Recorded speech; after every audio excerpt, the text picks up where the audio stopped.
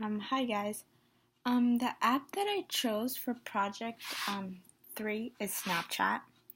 And the reason I chose this app is because over the last 4 years maybe, it's become so big along with like every little detail that's been added from where it was to now. I remember hearing about it personally when I was a sophomore in high school, which wasn't that long ago, but it was still like a couple of years back. And I remember when it came out, people didn't know by the name. Like, oh, Facebook, they knew what it was. Twitter, they knew what it was. Instagram, they knew what it was. But Snapchat just started to like surface. People just started to make the account, and it became big to where it is today. And I remember when I first heard Snapchat, I'm like, what is that?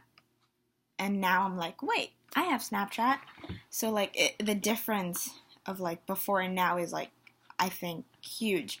And especially like the features they added, which is called the geo filters. Pretty much every location you're at, there's a filter. Whether you're in the city or like in a different country, pretty much everyone has filters. I remember where I live, when I first found out the filter, I used it right away. I'm like, this is so cool. Finally.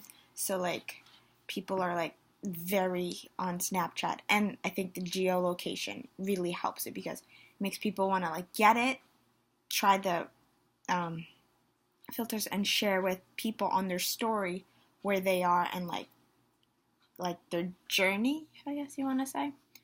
The audience that I'm targeting is millennials, because I feel like the older generation, they hear it but they don't use it compared to us. Along with like the other social medias, we use it like religiously, and I think that's good and bad depending on like how you see it. But like I know I always check my Snapchat, and whenever I meet new people, I'm like, oh, do you have a Snapchat? I have a Snapchat. Let's add each other and become friends. So I think that's very big, and I think it affects a lot of kids that are like younger or like are starting to get into like, or just got, or like whatever the case is, but like it affects them. I know my little cousin has Snapchat, and it's like she started using it before me, and it's like it's crazy. But yeah, the two sources that I've found, one is a magazine article from New York Times, and the other one's a newspaper. And the first one is called Facebook check, Twitter check, Instagram check, Snapchat I give up. And the title caught my attention right away because honestly, like nowadays people barely talk to each other face to face. They always do it through those social medias, including Snapchat.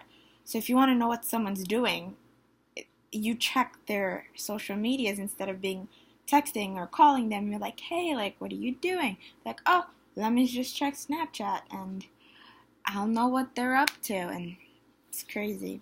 And the other article that I'm choosing is called, I forgot the title, but it's basically about how how Snapchat played a part in the election of 2016. Because like you saw like when all like the different tags came up, whether it was Hillary or Trump, and you kind of got to pick sides, and those different little cartoon version of them came out, which when a couple of years ago when Obama was running for president, both times around, he wasn't, a little icon cartoon version on your phone when you took a picture.